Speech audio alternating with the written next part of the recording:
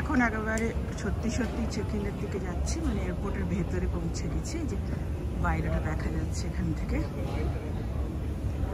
নিচে সব ট্যাক্সি করে লোকজন যারা আসছে টাসছে বা বাড়ি যাবে এসেছে, পৌঁছেছে অ্যারাইভেলে। আর এইখানে আমরা এখন ওপরে উঠবো, আমার হাত কাঁপে।